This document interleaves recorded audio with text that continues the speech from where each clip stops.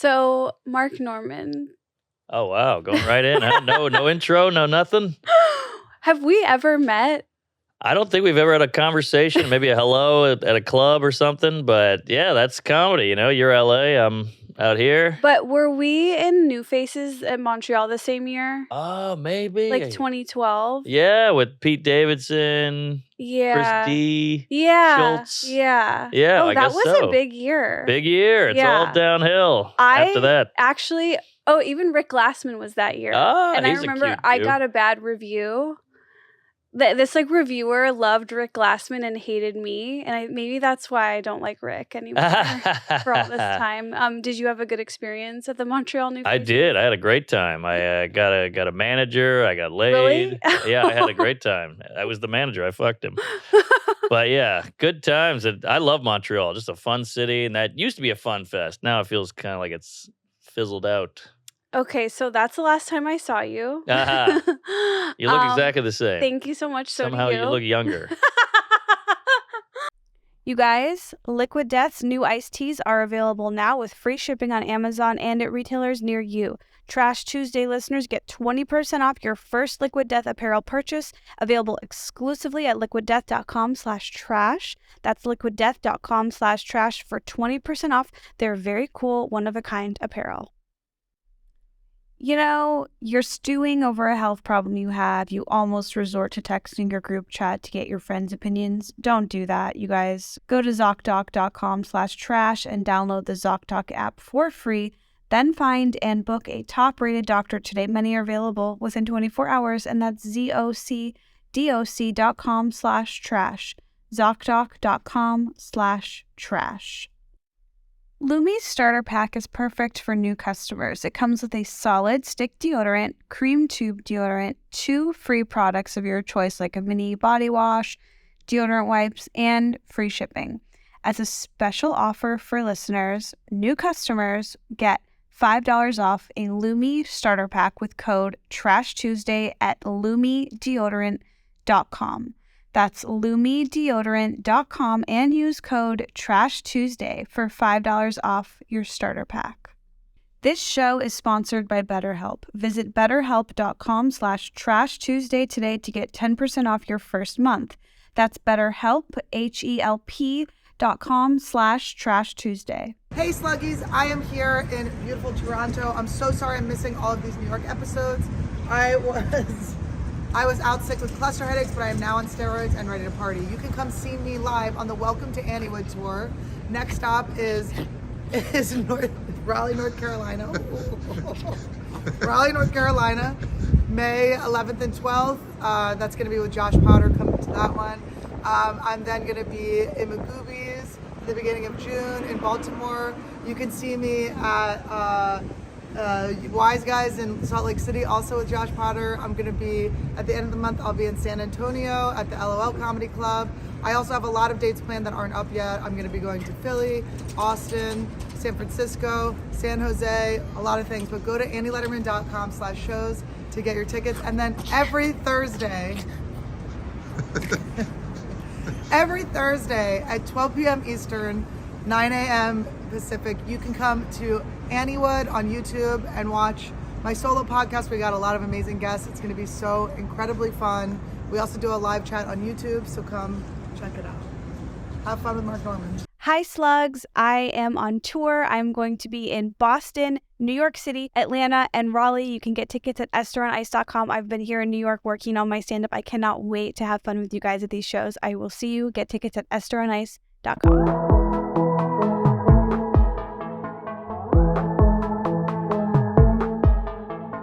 I watched your interview with Neal Brennan, and I want to say that this might be like a companion piece to that. All right, bring it on. If we're lucky. Oh, yeah. So I'm going to list for you a few things that I want to talk about.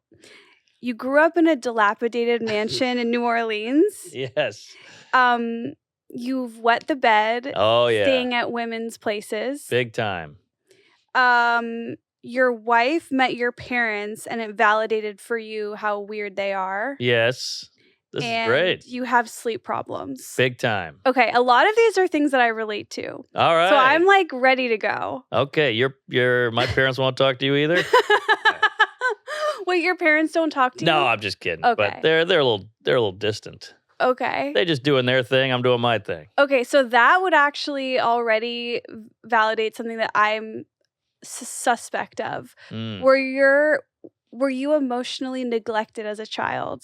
I think so. I mean, I want to say they're good folks. Yeah, never, same. Yeah, never molested. They paid the rent and put food on the table. But I think they're just kind of southern waspy workaholics. They just went to work.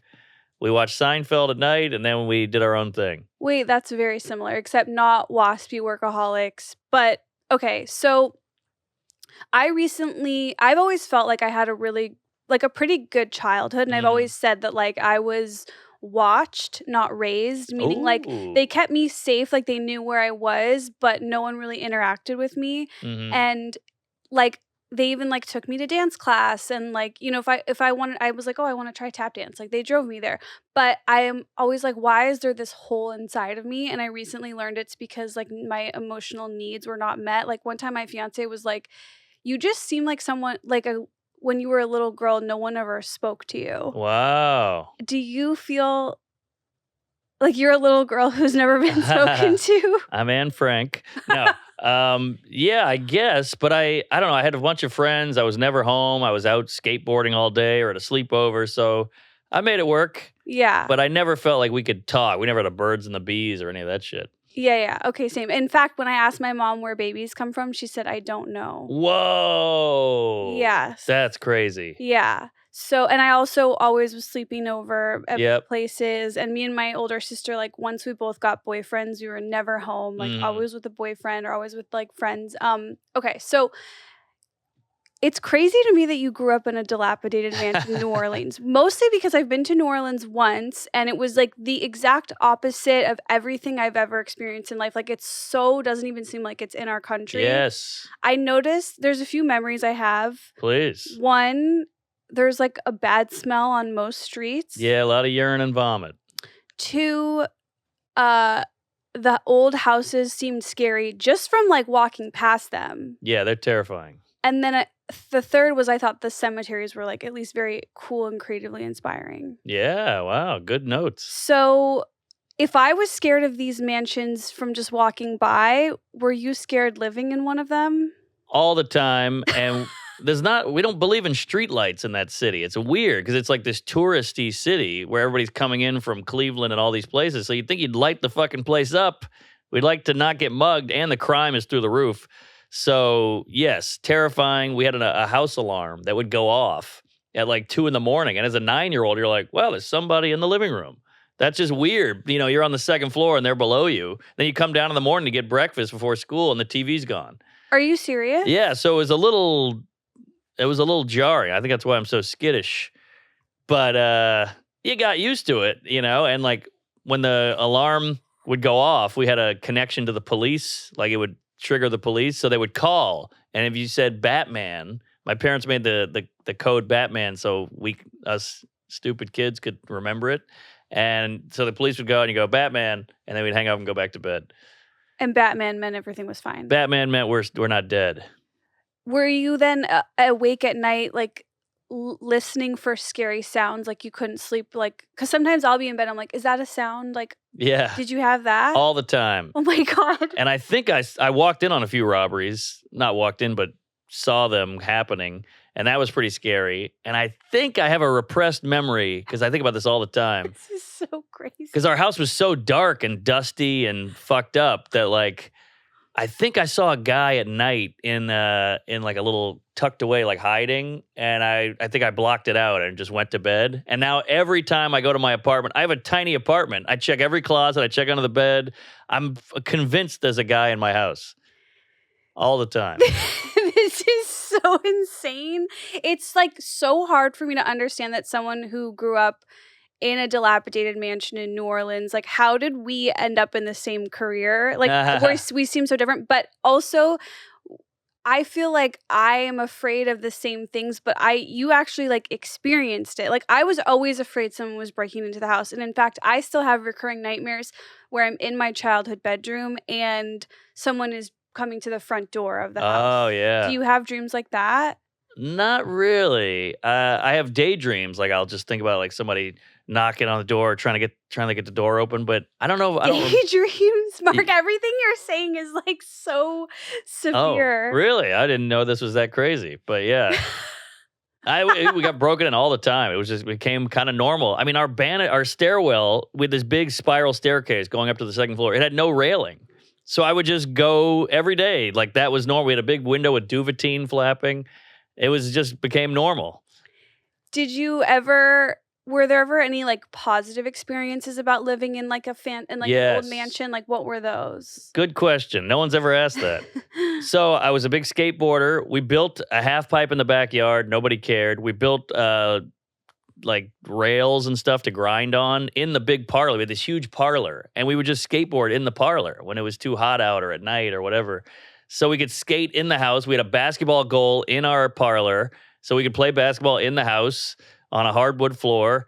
Sleepovers were awesome. Yeah. You know, stuff like that. We climb under the house and look around and go on little adventures. Was the vibe that like because your parents were workaholics, they weren't there, so you were just kind of like free to do whatever you want? Totally. Okay, I had a similar thing at my best friend's house where she had a twin brother, so she always had her friends over. He always had his friends over, and it was her grandma's house, and her grandma didn't speak English and was like always upstairs, and it was a big house, so it was like we always would just get to go there and do whatever we wanted. Yeah. There was like no supervision. That's the best. Yeah. I mean, that's what Home Alone's all about, you know? And so did you ever like engage in like, okay, so basically I feel like if I lived or if I was even just for one day in this place that you grew up in, I would like want to use my imagination and feel like I'm this like rich Victorian princess. Like, did you ever like imagine cool things living there? All the time. That was all I had was imagination. I would wear a cape. I remember I jumped off my balcony because I thought I was a superhero, and I hit my head on my knee on the way down and knocked myself out. A construction worker had to like bring me in the house. It was a whole thing. But I wanted to be a superhero because I wanted to fight crime because all I knew was crime. The whole neighborhood was dangerous and the house was getting broken into. So I was all in. I had a utility belt I made. I put little pebbles in it like rocks, and I had a slingshot because I had to cope with this horrifying environment. So I wanted to be a superhero really bad, which a lot of comedians I've heard like want to be superheroes.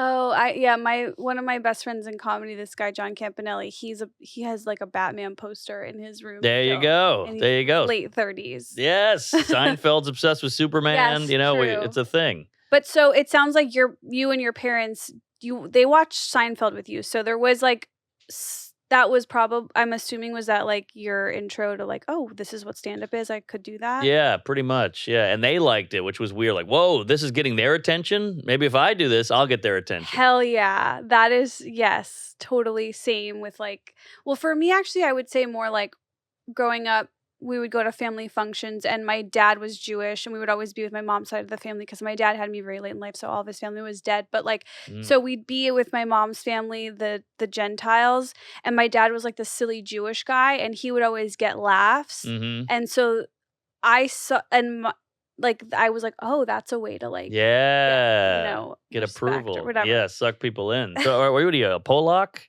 No. So my dad is Russian Jewish and my mom is Finnish. Oh, interesting. People think Polish because of the last name, but it ends in a Y, and that means Russian. You're right. From what I've been told. My dad is not like him, and both of his parents were born in America, so they don't like speak Russian. There's no. You're a Ruski. I guess technically, Yeah. And I lean like Russian sugar baby in photos sometimes, like in a good angle. Uh-huh. Okay, so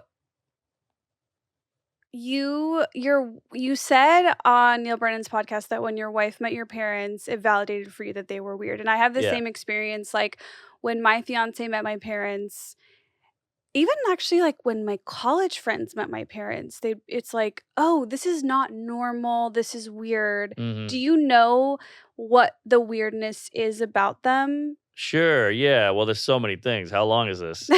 But my mom will do a thing where she won't respond. And it's not in a mean way. She just won't give you any interaction or response. So she'll go, how was your show yesterday? And I'll go, oh, it was great. I got heckled by this guy. He threw a bottle at me.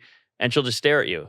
And you're like, nothing on the bottle? A guy threw a bottle at me. You got to give me any. So I think also with comedy, the whole thing is response. It's just joke, laugh, joke, laugh. So I love that because I need that response from large groups of people because I didn't get it from them. Yes. Okay. Also relate to that. The first time I ever went out to dinner with my fiance and his parents, they were like laughing at all the things he was saying. And I literally thought it was physically impossible for your own parents to find you funny. I thought there was like something genetically where like they can't. And it was just mind blowing. And okay, another thing too, like, I will make this all about me. No, go nuts because I feel better. I remember seeing a commercial when I was like in elementary school for like Hasbro or some game company, and it was like, get Monopoly for your next family game night. And I was like, what is family game night? Right. I felt so betrayed. Okay, wait. So what else is weird? Oh, I know what you mean though, because I would go to friends' house and they had pictures of them all over the family photos, and they're at Disney World. I was like, your parents took you to Disney World? That's insane. Who would what kind of parent would carve out like a week to go to Florida? That blew my mind. My parents were just working. We didn't go to Disneyland. But yeah, all kinds of weird stuff. What else is weird about my parents? It seems like, yeah, go ahead. Well, my dad was always bottomless. Okay. Walking around the house, just like it was a comfort thing. A lot of male genitalia swinging around the Norman household. And you have a sibling? Older brother. Wait, so is he like the same as you? Is he like, this was crazy, or is he? Yeah, he's kind of stuck to his own thing. He was like a Dungeons and Dragons goth guy. Like he dealt with it in a different way. I went out and like, vandalized and got drunk, and he went cocoon. He like stayed in his room, put the black shit on the windows, dyed his hair, wore fingernail painting shit, black fingernails, and just went into like chat rooms. And I went out. He went in. Okay. And I like comedy, and he loves numbers. He loves computers. He loves he's a computer programmer now. How much older is he than you? 2 years, so not that different. And it seems like maybe you're not that close. We're kind of like coworkers, there's love there, but we're so different. I'm goofball and he's serious. Yeah. And he's got 2 kids and they live in Wisconsin. And so another thing I very strongly related to, which is I'm newly re-obsessed with this topic because I'm basically having trouble sleeping. I have always struggled with it. Going like bedtime was always like, I don't want it to come. I'm so scared of it. And I think a lot of it has to do with like, so I actually I need others to be awake when I'm asleep. So when I went to bed at night, everyone was already asleep, and I hated the idea of this like quiet house where I'm the only one awake, because then I felt like I have to be the one that's like on alert and see what's going on. And anyways, so 2 years ago, I started not smoking weed, but using weed, like eating it and vaping. That's what I do. Really? Yeah. Okay, I recently am trying to stop.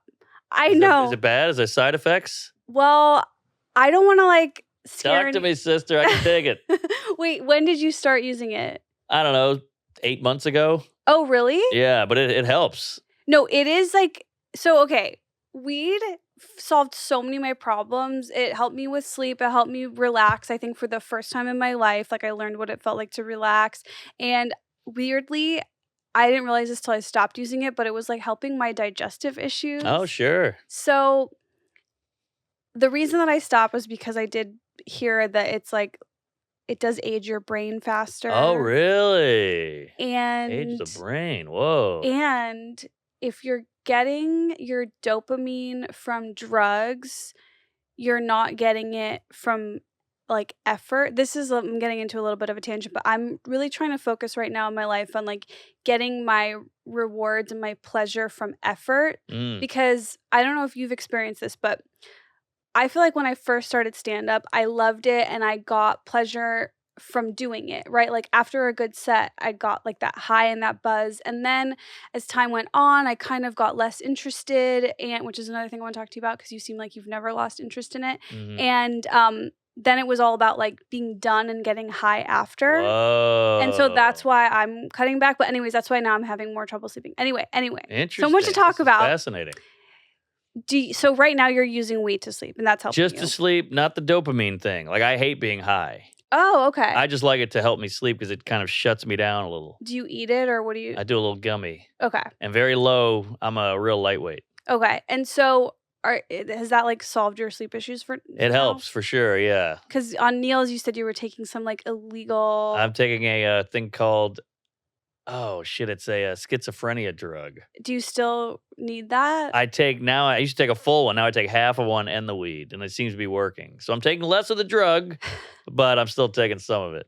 When you don't have that, or like, what is it like? What's the experience of going to bed without that like? Well, for me, it's the mental. It's all my brain just goes, and it usually tends to go to a bad place. So I'm just laying there like clock ticking, going like, this person hates me. I shouldn't have said that. That was bad. What am I doing with my life? You're stupid. Whatever. Intrusive thoughts. Yes. Thoughts, which I was going to ask you why, but I think I already know why you have sleep problems. It's because people broke into your house. That and the bedwetting, because the bedwetting sleep meant equal embarrassment. Yeah. So I think that has some tie-in. I really want to conquer the challenge of sleep, and I don't know. If you're using weed, though, I feel like I'm like happy for you, and that's great, especially if it's like a low dose and you're using low dose. And the doctor, I asked the doctor, and he said, go for it. I don't want to take that away from you. Respect. I'm currently like trying to go on my own. What is it called when people do that? Sober? I guess. Yeah. Cold turkey? Something. And I'm also I'll dabble with like a little melatonin. Oh, that's good stuff. But that's also not good for you. Really? But it really works. Oh, I thought that was the one natural good one. No, when it's like you think it is, but then when you go a level deeper into wellness, like the LA hot girl level of wellness, it's like everything is bad and you have to be really careful. Yeah, but these gals are using Botox and fake tits and, nose jobs. So what the hell do they know? That is a really good counterpoint for some. That is noted. All right. So, okay, sleep issues, you're using weed. Oh, have you ever lost interest in stand-up? Ooh. It comes and goes, and I think it's like a relationship. You got to keep it spicy. So for me, I still love it because it's so hard. Like, writing a new joke is fucking hard. And then you got to figure it out on stage and make it work and get laughs, and bombing is so painful. So to me, the fact that I can't crack comedy is what keeps me in it.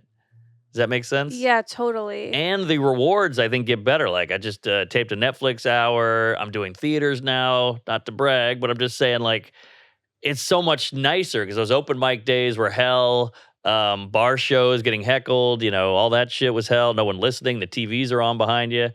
So I can really appreciate it putting all this work in, and then there are rewards at the end. Like, you had the weed reward. Right. I'm trying to use the career reward to keep me in it. Yes, that's like the track that I'm trying to get back on, where I actually care about those things. Yeah. And I think that is what will keep a person in a game like that. Mhm. And in the excited about the creative career. Esther, what are these cool, fancy tall boys I'm seeing everywhere? Okay, it's Liquid Death, and I feel like they answered my death prayers because they just launched 3 new iced teas. They have Grim Leafer, Rest in Peach, and Armless Palmer, and they're so delicious. I love Liquid Death because I just love the convenience of the tall boy can. I love popping open a can of water and people looking at me like I'm crazy. It just for me adds to the brand of myself. Oh, and these cans of iced tea are healthy, and like a lot of those other iced teas that are loaded with sugar, these are only lightly sweetened with 6 grams of premium agave, only 30 calories, and provide a microdose of 30 milligrams of caffeine per tall boy. It's actually awesome. I don't like when drinks are too sugary. These are like the perfect level of a little sweet, a little tea. And they're enhanced with B vitamins as well. I appreciate that. Thank you for making us pretty. Liquid Death's new iced teas are available now with free shipping at Amazon and retailers near you. As an added bonus, Trash Tuesday listeners get 20% off their first Liquid Death apparel purchase, available exclusively at liquiddeath.com/trash. Exclusions may apply. That's liquiddeath.com/trash. You guys, we love Lumi. Me, Annie, and Kalila have been using it these past few months, and we're obsessed. And look, The sun is shining, the birds are chirping, and the spring air is warm, which means sweat is upon us. Thankfully, Lumi deodorant is here to keep us smelling nice when we need it the most, and where we need it the most, actually. We're talking pits, privates, and beyond. Let's face it, our underarms aren't the only place we have odor. No big deal. Not embarrassing to share at all. With best-selling scents like lavender sage, plain tangerine, fresh alpine, you'll smell better than ever. And they also just launched new scents, including mint, cucumber, and soft powder. Sign me up, please. I like that Lumi is basically something you can put all over your body. It's skin-safe, aluminum-free, clinically proven to control odor for up to 72 hours. So we're talking, I'm taking the weekend in Miami. I'm wiping my body with Lumi. I'm not doing anything till I get home, okay? That covers me the whole weekend. And a special offer for new customers, they get $5 off Lumi's starter pack with code TRASHTUESDAY at lumideodorant.com.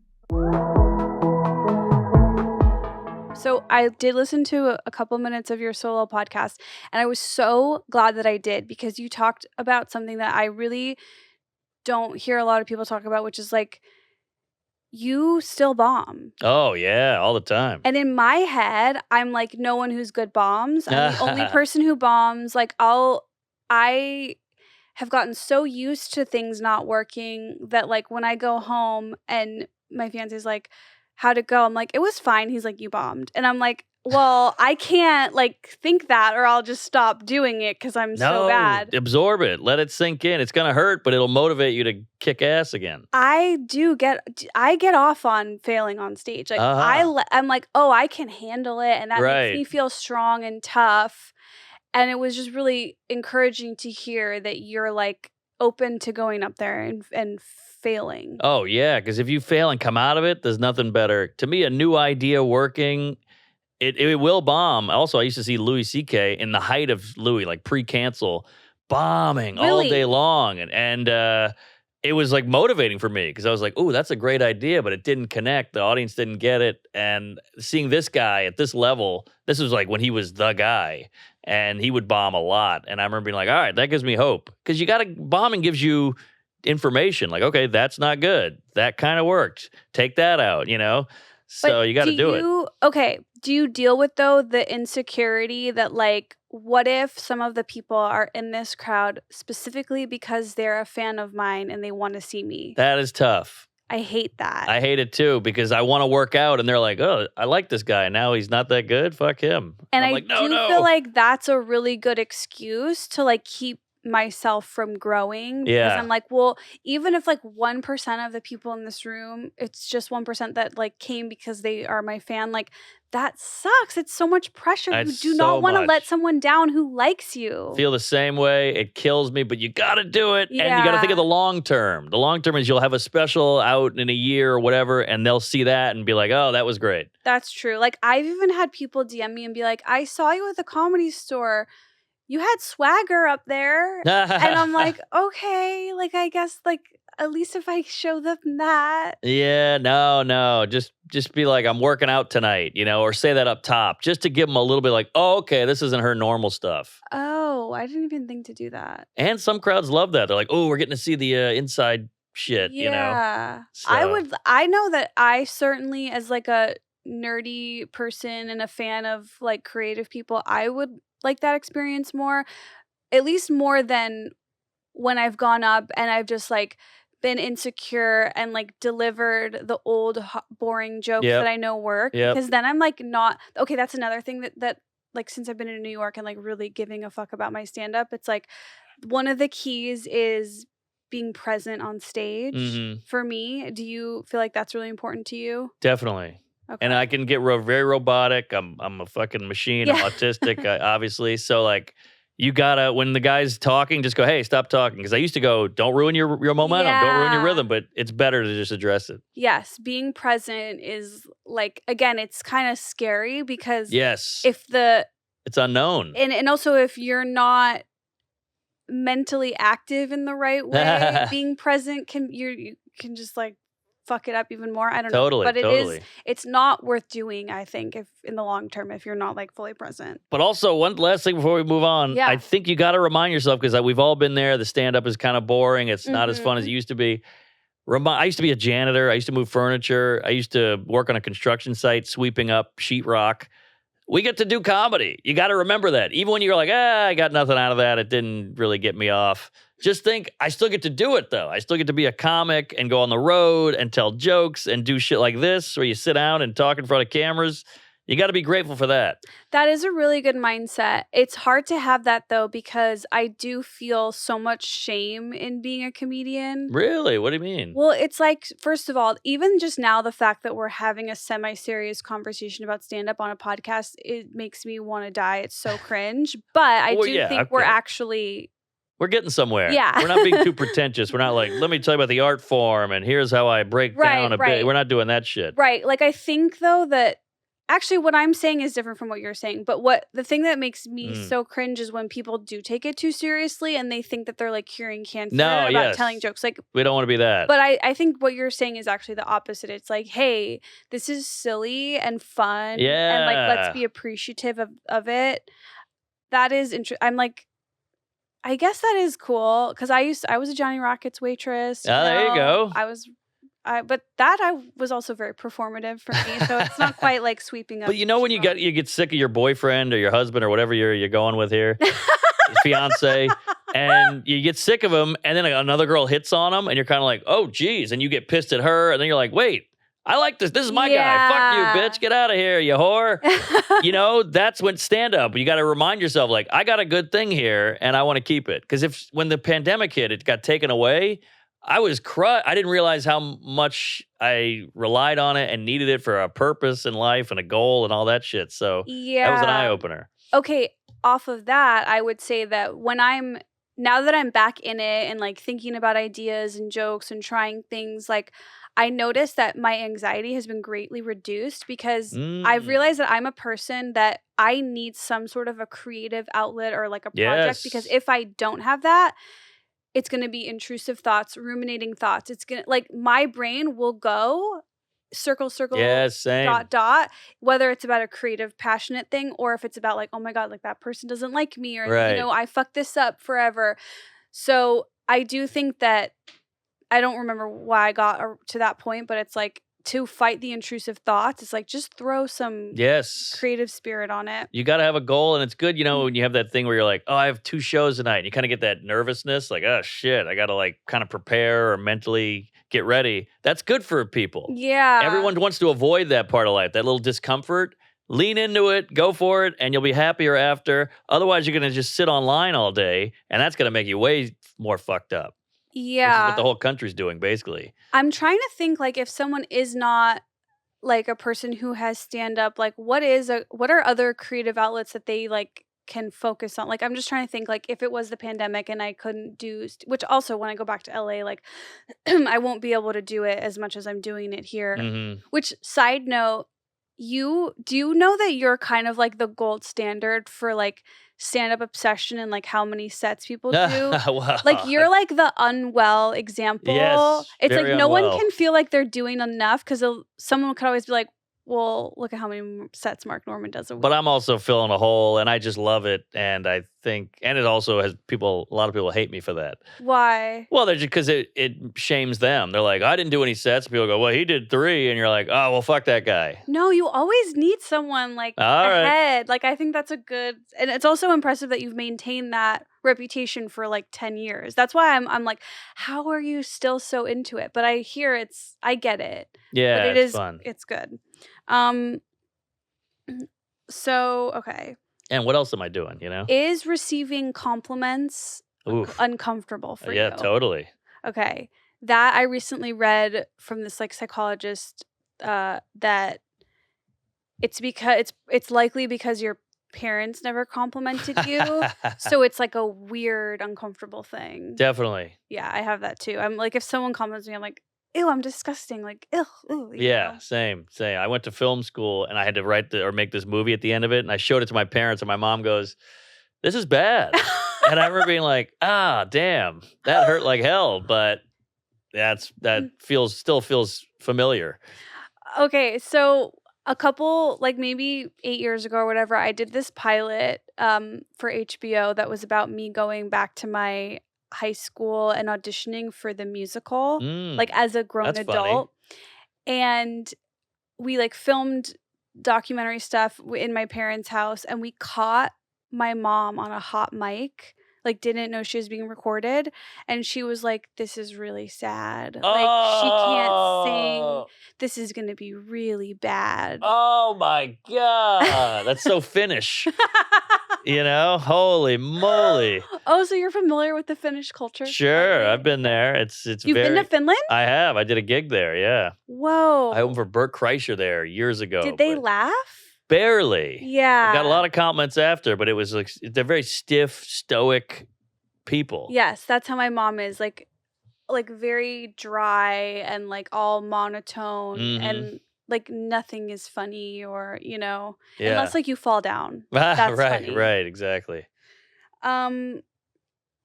Okay. Would it be accurate to say that you have a hard time looking at people? Yes, I can do it during a pod because I'm aware I'm on camera, but otherwise I don't like it. Why not? It's just too intense. Yeah. You know, the eye contact. It's heavy. Yeah, it is hard. I wonder if that also goes back to like childhood. Like sometimes me and my friends will laugh that like we do stand up because like mommy didn't look at us.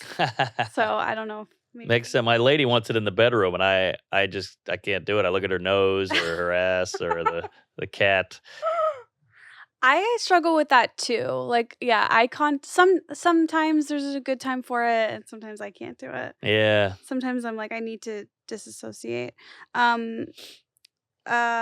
Oh, does travel for stand up? This is a thing that I struggle with, and I wanted to know how you feel about it. Does it get exhausting? Do you get like homesick, or do you actually like that part of it in any way? Like, and if so, how or why? Well, obviously I hate the airport. I hate the fucking security and all that, but I love being if you got a decent seat when you're on a flight and you're kind of like, oh, I'm safe here. Yeah. You know, like no one can bother me, no one can call me. I do love that. What do you do when you're in that? I'm a zone? big podcast. I'll bring a book. I'll take a nap. I'll watch the movie. I'm like, oh, we got movies. This is great. I feel like a kid again. I feel like, oh, I'm locked in and no one can bother me. Yeah. That is kind of nice, which is ironic because I'm in the middle of the sky and I'm like, I feel so safe. But I love the road. I love hotels. I love being in Oklahoma. I love being in Denver. I just like being somewhere else. And we do more as comics than most people do in a year. Like, in a weekend, I mean. Like, we'll go to, like, 3 different cities. I'll rent a car. I'm doing Montana next weekend. I'm so excited. I get to see Montana. I've never been there. I get to see the mountain ranges. Who the fuck lives in Montana? I'll meet some people. So you will, like, make the most of it and, like, Oh, do yeah. the things and eat the food. And, Yeah. And then I go both ways. Sometimes I'll be too hungover and I'm like, fuck Kansas City. I'm closing the curtains and I'm jerking off all day. Right. So I have both. But I do love too. it. Yeah. Like, I do think I'm assuming, is it safe to assume that, like, the times where you are taking advantage of the city, you, like, leave feeling better? And Yes. Yeah. Yes, exactly. I do struggle with that, though. It is really hard to motivate getting out of the hotel room, especially for me when it's hanging over me that, like, I'm going to be doing a long set at night. I want to be the most energized version of myself. That makes sense. But I do think that's, like, a lie, and I would be just as good if I went on a hike. Like, that's just, like, unhealthy. Because you do get energy from using energy. Like, your body kind of picks it up. But do you drink? I don't. Oh, see, that's huge. That's a huge leg up because I'm putting poison in my body every night, and it's definitely wearing on me. Let's discuss that. Okay. Okay. Do you drink after your set? Yeah. Never before. And what does that do for you? I think it's a come down. It's a treat. Yeah. It's like, oh, we did all these shows. We sold merch. We shook hands. We took photos. Let's have a fucking cocktail. Take the edge off. Kick your feet up. And how drunk do you get? Well, I like to feel it. I'm not going to have one, so I want to get a little banged up. I won't go black out. I used to, but I don't do that anymore. But I'll definitely get pretty tuned up. And does that not help you sleep? Horrible for the sleeping. Horrible. I mean, you're getting horrible sleep, and then you wake up, and your whole next day's ruined. Then you feel shame and sadness and embarrassment. So it's just putting gasoline on this already anxious fire I got going on in my head. but I love it. Interesting. Okay. It sounds like for you, alcohol is like what weed has been for me, Yes. where it's like, oh my God, I can't wait to do it. It's going to relax me. It's going to be so much fun. Like, yeah, which is why I'm trying to put a pause on it, but I don't, yeah. But alcohol is way worse. So all the shit you're like, oh, weed, it makes your brain age, all that. Alcohol is that times 1,000. So you're good. Do you ever think like I don't always want to do? And I'm not. By the way, I want to be clear. I'm not trying to shame you. No, I think it's cool. Bring I'm it just on. genuinely curious. Sure. Because I want to keep smoking weed. I love it so much. But Yeah. Are you ever like, oh, I gotta stop this. I should stop this. Do you ever have like those internal conversations? Of course. And what are they like? All the time. I mean, and by the way, don't hold back. I'm an open casket. I will tell you anything, and I'm never going to be offended. But I do love it, and I know it's horrible for me, and it's definitely ruined me. And a lot of, I've had DUIs, I've wrecked cars, I've fist fights, all this horrible shit, said crazy shit I shouldn't have said. But now I've kind of gotten the reins on it a little bit, and I love it so much that I don't abuse it. Oh, okay. But it's still bad. So I've definitely slowed down. I used to black out once a week, twice a week maybe, and now I don't black out ever, and I drink only on the weekends. And I think when I have kids, I'm going to cut it out all completely. Okay, so if you're doing it only on the weekends, that does feel more reasonable to me. Because I was doing weed, I literally got high every night for 2 years. Wow. So that is at least like, only on the weekends seems great. All right. Like, if I can, that would be great for me. Yeah. Yeah. So, okay. And you think if you have kids, you'd stop? Yeah, I just stay with a friend. He's got 2 kids, and I slept on his couch, and I was drinking every night, and I wanted to kill myself every morning because they're up at 6 a.m. They're pushing you, they're poking you, and you want to be like, get out of here, you fucking!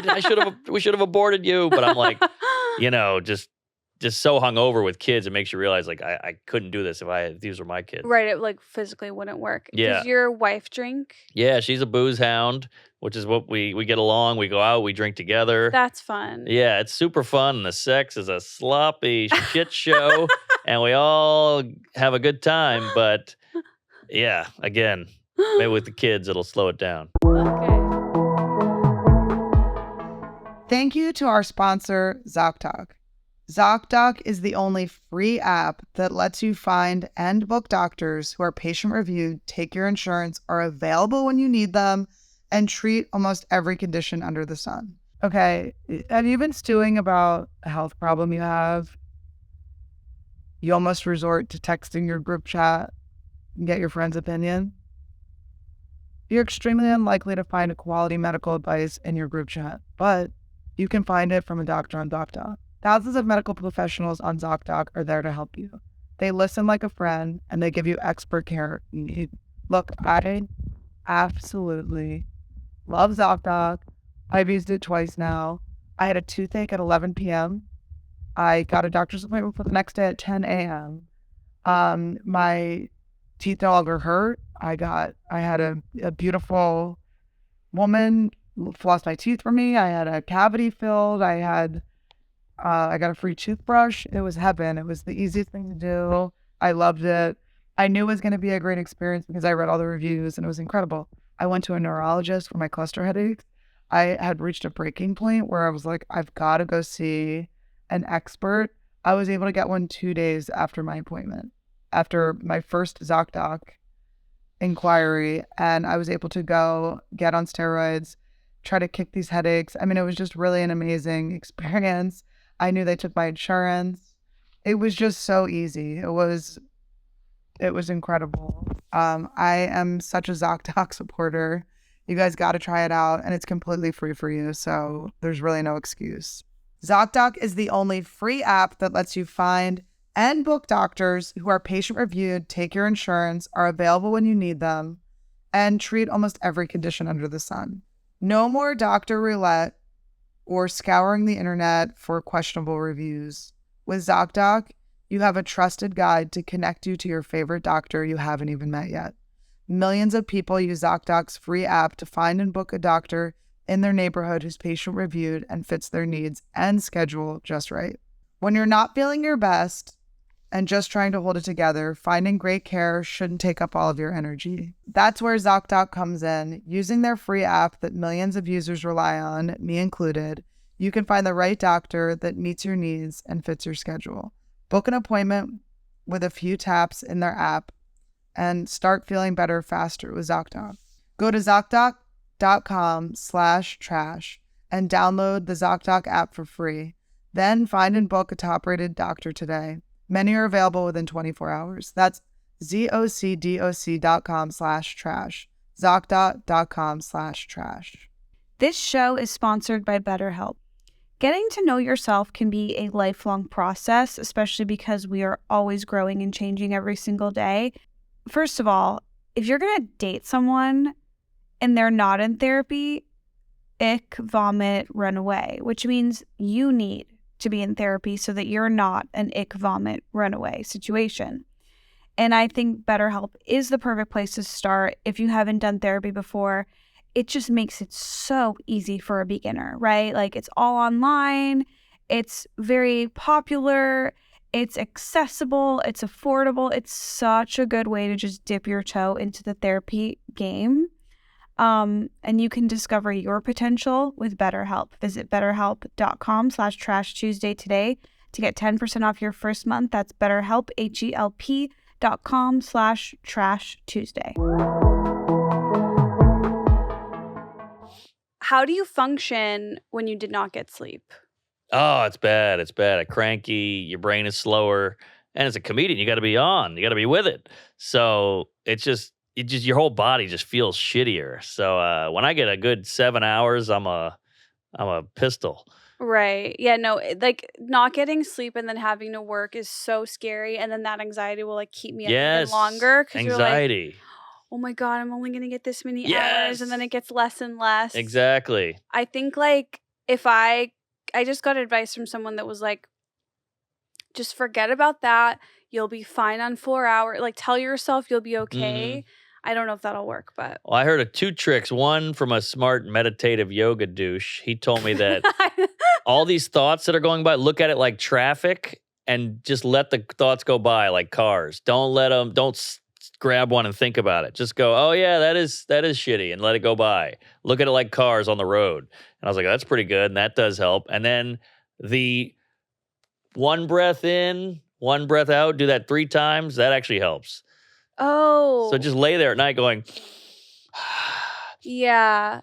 And it does help. Breathing, it's so embarrassing, but it does help. It helps, yeah. It's embarrassing to admit something so basic and simple would actually like be a useful tool. But I think in this technologically advanced digital world, baby, I think we got to come back to the roots a little.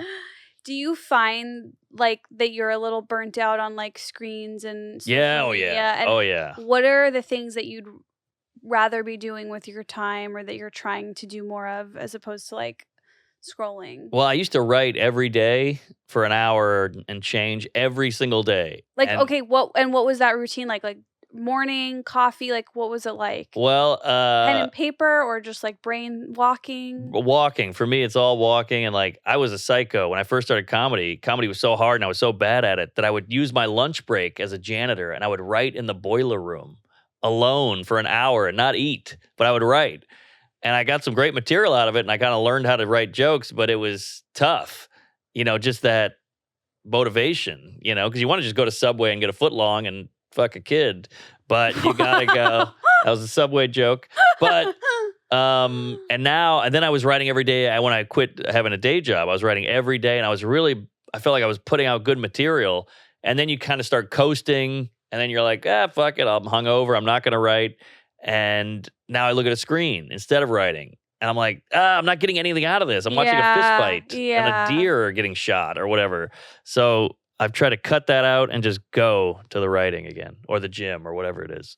And what does that look like for you, right? You said you're walking? I take an hour and I go, all right, it's 1:06. I'm going to write till 2:06. And I walk and pace and talk like a psycho with a hairbrush in my hand. And if anybody saw it, I'd kill myself because it's so embarrassing. And now my lady works from home, so I have to go on the roof and do it. And every now and then I'll be on my roof of my apartment in New York and talking, and somebody will come up to like water the plants, and they're like, sorry. And they'll go back down the stairs backwards. And I'm like, oh, that was embarrassing. Because I'm like, Uber's weird, huh? And I look like such a douche. That is actually so much more humiliating than like being caught jerking off. Like Oh, that is yeah. so Way worse. Wait, so and then if you say something that you think is good, you write it down? Then I write it down. And it gets the brain flowing, and it makes your stand-up more natural sounding, I think, than if you're like, here's the setup, here's the punchline. But if you talk it out, I feel like you can find way more angles. That was always something that got in the way of me having more material at a faster pace, which was that like I could never sit down with a pen and paper and write jokes. Same. It's like I wish like I had realized that 10 years ago. I know. That was never going to work. That's not the art form. Like it's a speaking art form, and it's like the way you say things is also part of the writing process. And like you can't, again, like if you're writing a book, yes, you can sit and type it or whatever. But like that is, it's so humiliating. I've never thought to do it, but you're like inspiring me to like get a hairbrush, and like that is like so much respect for how embarrassing that is, and that you're willing to do it. And well, it's hard to start too, because you have to go like, what am I doing? Walk around holding a head. So you have to go, I know I'm stupid. I'm holding a hairbrush. You say dumb shit just to get you out of it and out of your head and moving on with it. Okay, how did you cope with the humiliation and pain of wetting the bed with a fellow adult that you had sex with the night before? Well, it's like we cope with anything else. You make a joke out of it. You try to blame it on them every now and then. But yeah, I would just go. I did a lot of apologizing, a lot of jokes, and then I would do the thing where I would pay for their dry cleaning and I'd buy them flowers. That was like my fucking Derek Jeter. What is that? You know, he fucked a girl and he gave her like a bag, like a goodie bag. Oh. Did you know that? No. Yeah, he would give you like a bouquet and an edible arrangement and a gift bag. That's kind of smart. Yeah, because it also stops women from being like, you know what? He did this to me. And you're like, but maybe he did. But we don't know. Or it just stops the angry feelings of like, hey, this guy used me. Like, no, we had a great night. Here's a gift. Yeah. Right. You definitely don't want, that is one thing where it's like, when people hook up and then the guy is like mean afterwards. Oh, like, that is weird. You gotta like at least be polite. We all know, whatever. Okay, so how did the women react to that? This is what I need to know. Most were pretty forgiving. Like, obviously you have a girl like, oh, Jesus, are you fucking serious? And it's so embarrassing and you want to kill yourself. But most of them were like, it's all right, just get out of here or whatever. Like, can you wash my sheets? And I go, sure, you got it. So it was usually pretty good, but as good as it can get. There was never like it's okay, I love piss. You know, it was never that, obviously, but it was. I bought a new couch for a lady once. I mean, I try to do my part and redeem it. And how long ago did that stop happening? Well, that was most of college. So whenever I got out of college. So 22. Not as like an adult comedian. Not really, no. Maybe once or twice in the last 20 years. How are you still afraid of that? 15 years. Does that still haunt you and live with you? The like fear of waking up and having wet the bed? Not really, unless I'm hammered. If I'm really hammered, I'm like, I might wet the bed tonight. But it was all booze related. Okay. Because I did as a kid, I got over it, and then the blacking out would trigger it again. The first time I hooked up with this guy that I like had a crush on for a long time, I got my period like the first night I slept over, and I also made a joke. I was like, oh, I guess I was a virgin. But that's great. That's a great joke. But it's brutal. It's a really painful feeling. But I assume he was cool with it. He wasn't mean, but he wasn't like, oh my God, it's totally fine. Yeah. He was not like I feel like the guy I'm with now, he would have been like, who cares? But that guy was kind of like, it's fine with like a face. That's I never got that. Well, it's a natural thing. I get it. It's vulnerable and bloody, but like, why make a lady feel bad? I think he maybe didn't like me that much. Oh, okay. Okay. Well, that's different. Another separate issue. Oh, did you ever like have cool experiences in cool cemeteries in New Orleans? Oh, well, we used to go there and drink a lot and, tell ghost stories and hang out because they were pretty, vacant, obviously, at night. Yeah. And our cemeteries are crazy because it floods, obviously. So they build mausoleums. So we don't have graves in New Orleans. No, I've seen graves there. Well, they're gravestones, but they're built up. They're a little like, they're not 6 feet underground. Are they above ground? Some are above ground and some are just like these stone blocks with a body in it because you can't, if it's coffins, they'll flop up during the floods and then they'll, scatter all over the city. Oh That's my how bad the God. flooding is. You've seen Katrina footage. Right. So we have mausoleums mostly. Okay. So you can sit on them and hang out and jump on them. Were you affected by Katrina? I was not really. I mean, our house got fucked up a little bit and we lost the car, but I was in LSU an hour away and we were fine. But my parents had to stay with us for a couple days and that was brutal.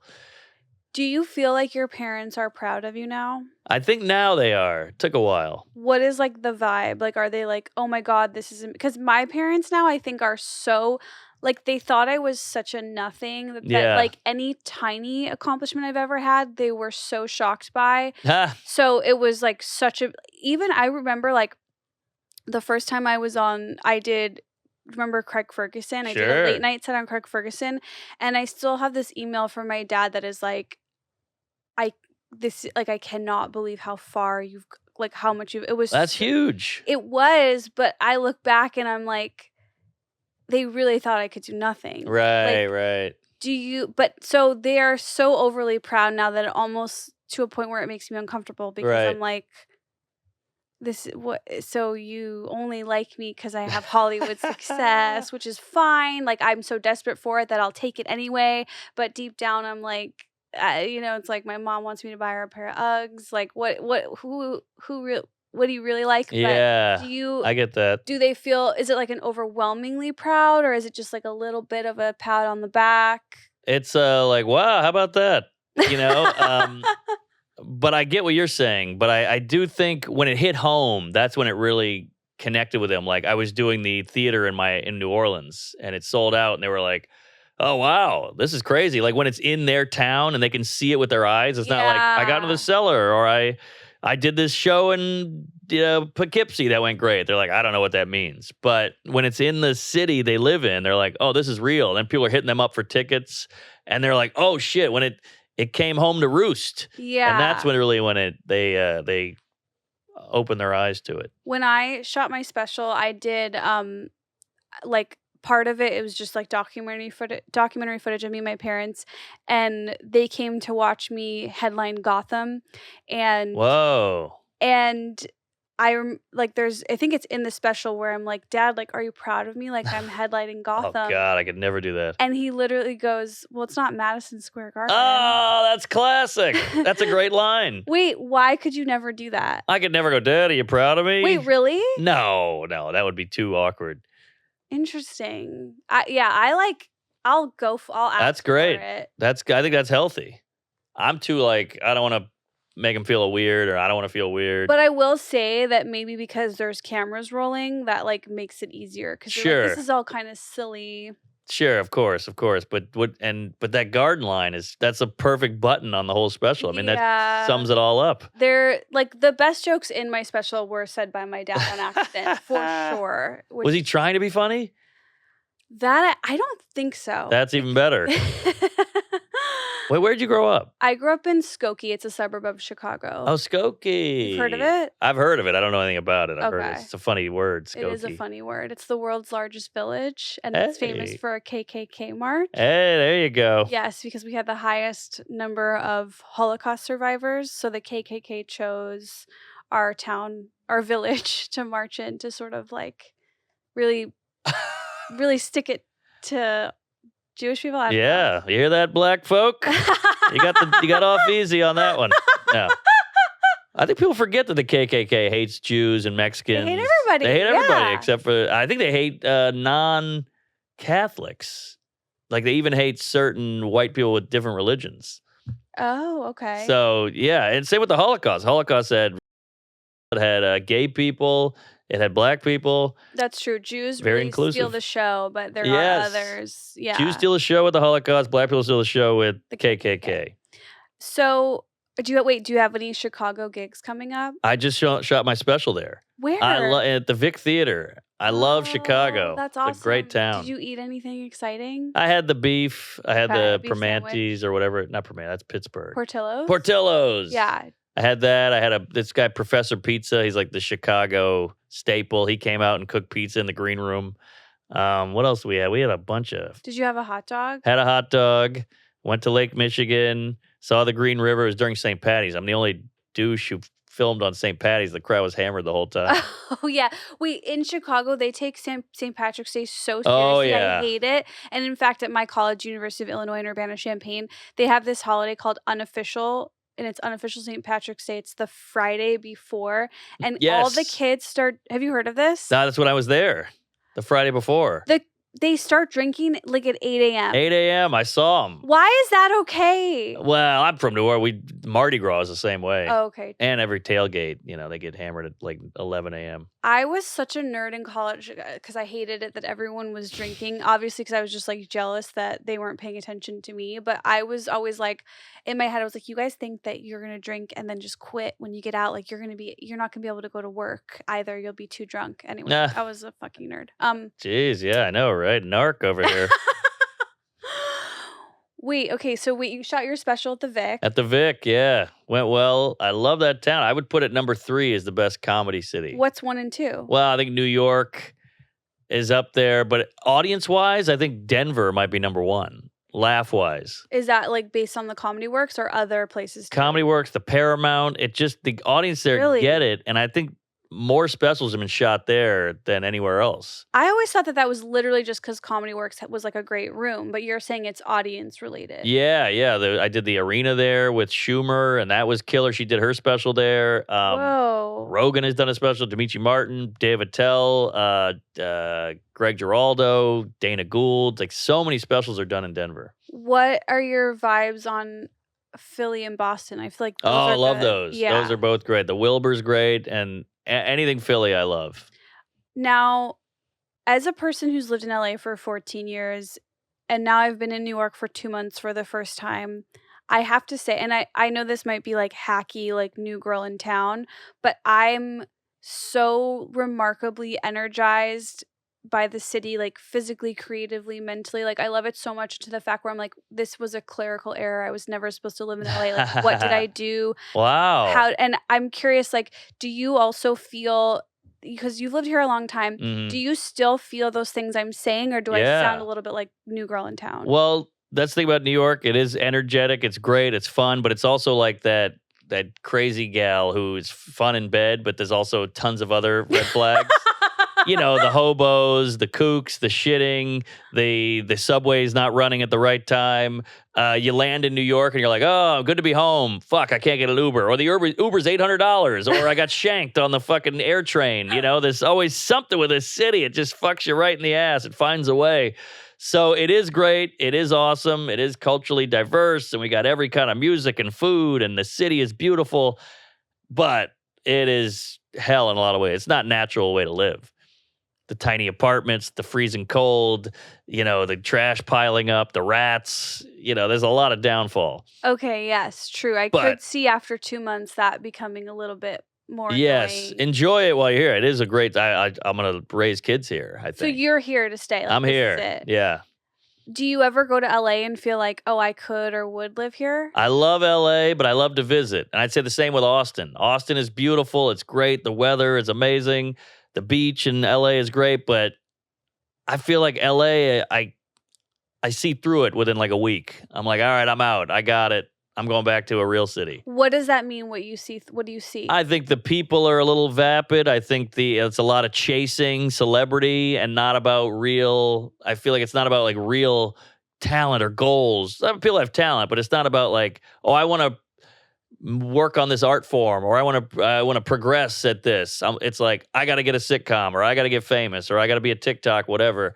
And you feel that when you meet people, and you feel like, are they looking at me or like looking through me?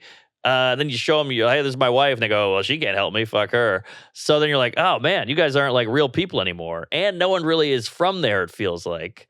These are all very accurate. They're generalizations, but they're obviously generalizations for a reason. But my counterpoint would be like, is there really none of that here? Because here, Of course, we have it too. okay, because I was gonna say it's like New York and LA are both cities where people are like trying to make it, Yes. and like I try not to shame that because I do get it, but at the same time, what I'm feeling here is so positive and different in the other direction that I have to like give validity to what you're saying, because it's like, yeah, I feel like I literally went to dinner in Brooklyn with 4 women I've never strangers. Really? Like, and it How'd was that happen? this girl like came to my show and she seemed cool and was like, we almost Whoa. like when you meet a person and it's like kind of like a flirty connection. Yeah. We like had that and we are like, oh, let's keep it going. And then we ended That's up, great. and I'm like, that maybe is not so typical, but it is definitely a New York energy thing. In my opinion. Definitely. Like I don't know. There's just, it seems also like people are smarter here. And again, that could be really a basic blanket thing that is made out of nonsense, but also I'm saying it. I like it. Well, I think LA is beautiful and has its pluses, but I do think the isolation hurts the community aspect it of hurts. LA. You're in your car, you're in your house, you're not connecting, and because connecting takes a little bit of effort. And in LA, it's so comfortable, maybe not so much anymore, but it's so comfortable that you're like, I don't want to do that. I can go home and smoke weed. Yes. In my cool apartment. And that is a problem. And I think that's why in LA, like I lean more towards being kind of like a sad mope. Right. Here, I'm not. Yeah. I mean, again, it's getting hacky of like LA versus New York. I get it. But also, no, I'm fully engaged and on board. So if people are like, you guys are lame, it's like, we know. Yeah. I mean, how many times in LA do people go, we got to get lunch? And you never do. Totally. But in New York, I feel like you get the lunch. And I hate that because I came from a Chicago suburb where it's like, oh my God, a thing that annoyed me so much about like the culture there when like the first few years I was there, people would text me, I miss you. And I would be like, then ask me to hang out. What are you? That's a great point. You're not allowed to text me, I miss you, and not ask me to hang out. I'm right here. That could be a bit. Write it down. Writing it down, speaking it into a hairbrush. Mark, thank you so much for chatting. And where are you going next? Where can people come and see you? First, I want to say your mom texted. She said this episode sucked. She said it was really sad. No. I'm all over the road. I'm going to Australia to do a bunch of gigs there, so I'm excited about that. This is random, but I did gigs in Australia a really long time ago. They were terrible because I was not good, but coffee and Thai food in Australia I love both of those. So good. I'm down. All right, bring it on. Love Thai and I love coffee.